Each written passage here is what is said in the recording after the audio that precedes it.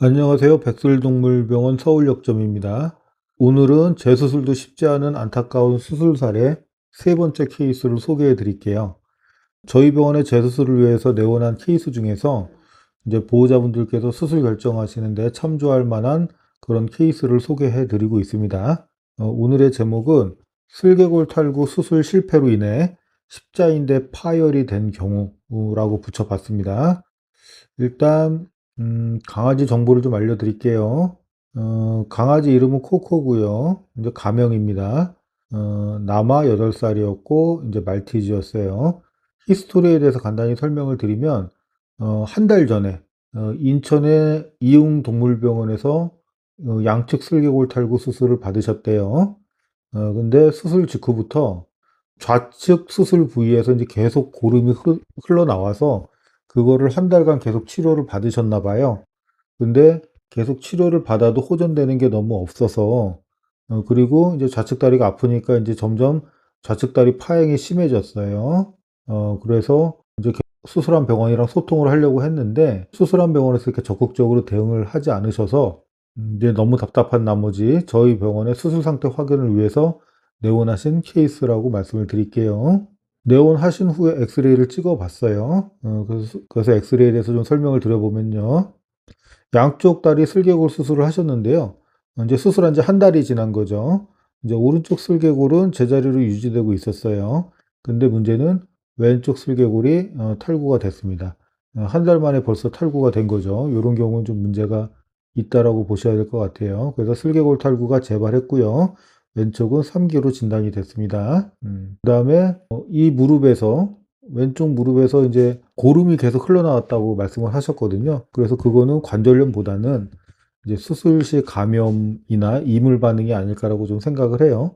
그래서 그렇게 염증이 너무 한 달간 계속 심했기 때문에 그거에 따라서 좌측 관절의 손상이 커진 상태라고 말씀을 드릴 수 있습니다.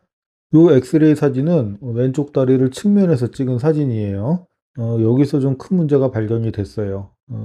일단 십자인대가 단열이 된 게 발견이 됐습니다. 십자인대는 뭐냐면 요 허벅지뼈와 종아리뼈를 묶어준 인대가 있어요. 십자 모양이라고 해서 십자인대입니다. 이렇게 인대가 두 개가 있는데 그 중에서 전방 십자인대가 끊어진 경우라고 보실 수 있겠어요. 그래서 십자인대 끊어진 건 어떻게 진단을 하느냐? 아주 간단하게 설명을 드리면요. 십자인대가 끊어지지 않은 상태에서는 요 허벅지뼈와 종아리뼈의 뒷라인이 얼추 맞습니다. 근데 십자인대가 끊어지게 되면 이 종아리뼈가 앞으로 밀려요. 그러면서 이렇게 앞으로 밀리게 됩니다. 그래서 엑스레이 상으로 봤을 때 종아리뼈가 이렇게 앞으로 밀렸다? 그런 경우는 십자인대 단열을 의심을 하게 됩니다. 그래서 1차적으로 엑스레이로 확인을 하고요. 그 다음에 촉진으로 또 확인을 하게 됩니다. 촉진이라는 건 이제 손으로 만져서 진단을 하는 거고요. 손으로 만져서 이 종아리뼈를 쥐고서 이렇게 앞뒤로 흔들어 봅니다. 그래서 십자인대가 끊어진 경우에는 종아리뼈가 허벅지뼈와 분리돼서 노는 거를 느끼실 수가 있어요. 그래서 그렇게 진단을 하게 됩니다. 그래서 그런 진단 과정을 통해서 오른쪽 십자인대가 끊어졌다고 확진이 됐어요. 근데 한 달 전에 수술했을 때는 십자인대가 끊어지지 않았었는데 지금 한 달 사이에 십자인대가 끊어졌다라고 볼 수 있는 거거든요. 그 가장 큰 이유는 수술 후에 요 왼쪽 관절에 염증이 너무 심했던 거죠. 그래서 염증이 너무 심했기 때문에 인대 같은 것도 염증이 같이 생기면서 강도가 약해지게 됩니다. 그러면은 생각보다 적은 충격으로도 인대가 손상이 되는 경우가 많아요. 그래서 제가 전에 이 수술 전의 상태를 정확하게 알 수는 없지만 1차 수술 받았을 때 십자인대가 문제가 없었다면 수술 후에 심한 염증을 겪으면서 십자인대가 손상됐을 가능성이 크다라고 생각을 할 수 있겠습니다. 그다음에 또 여기서 알 수 있는 거는 슬개골 탈구 수술을 하신 기법인데요. 슬개골 수술을 할 때는 가장 크게 몇 가지 방법이 사용이 됩니다. 여기 이 아기 같은 경우는 3기 정도이기 때문에 일반적인 수술 방법으로 수술을 할 수 있는 아기예요. 슬개골 탈구에서 가장 많이 사용하는 기법에 대해서 먼저 설명을 드려볼게요. 왼쪽 그림이 정상적인 무릎 사진이고요. 오른쪽이 슬개골 탈구가 발생한 사진이에요. 이 동그란 뼈를 슬개골이라고 하고요. 이 슬개골이 다리를 움직일 때마다 위아래로 왔다 갔다 합니다. 근데 이 슬개골이 옆으로 빠지게 되는 거, 그거를 슬개골 탈구라고 합니다. 오른쪽 그림에서 다시 보시면 슬개골의 원래 위치는 여기죠. 요게 슬개골 탈구가 생겨서 이렇게 옆으로 빠지는 겁니다. 다리를 움직일 때마다 슬개골이 위아래로 왔다 갔다 하게 되는데 요 홈을 활차구라고 합니다. 그래서 이 활차구는 원래 온폭 파여 있어요. 슬개골이 잘 들어가게끔. 근데 슬개골 탈구가 발생을 하게 되면 이 활차구가 얕아집니다. 그래서 슬개골이 다시 제자리로 돌아가질 못해요.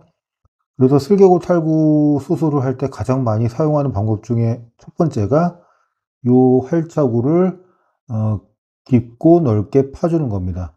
요 슬개골이 제자리로 다시 잘 들어갈 수 있게끔. 그래서 이걸 넓게 파주는 거를 활차구 성형이라고 해요. 그게 가장 많이 쓰이는 첫 번째 방법입니다. 그 다음에 두 번째 방법. 슬개골 탈구가 일어나면서 이 위치에 있던 무릎 인대가 옆으로 기울어지면서 빠졌어요. 그래서 슬개골 탈구가 발생을 하는 거예요.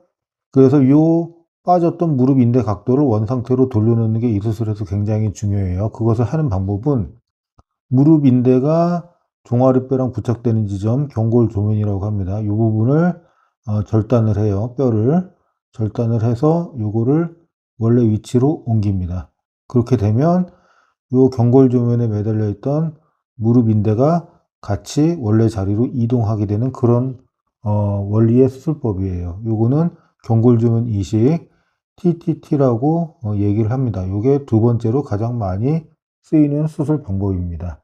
그 밖에도 뭐 안티 로테이션이나 여기 관절낭 성형술 이런 것들이 많이 쓰이기는 하는데요. 요 두 가지가 일단은 가장 많이 쓰인다고 보시면 돼요. 이 사실을 이해하신 다음에 수술 전 엑스레이를 다시 한번 봐볼게요. 가장 많이 쓰이는 방법인 활차구 성형술은 현재 시행을 하신 걸로 보여요. 이 부분에 수술 자국이 보입니다. 근데 요것만 하셨어요. 지금 슬개골 탈구 3기 정도면 요 활차구 성형술만으로 슬개골을 복원시키기가 거의 어려워요. 그래서 거의 필연적으로 두 번째 TTT라는 방법을 사용을 하셨어야 되는데 그 방법이 지금 사용된 흔적이 없습니다. 그래서 활차구 성형술은 하셨지만 TTT를 해서 무릎 인대의 각도를 맞춰주지 않으셨기 때문에 그래서 슬개골 탈구가 조기에 재발한 것으로 일단 보여요. 그래서 보호자분하고 이제 상당히 오랜 기간 상담을 했고요.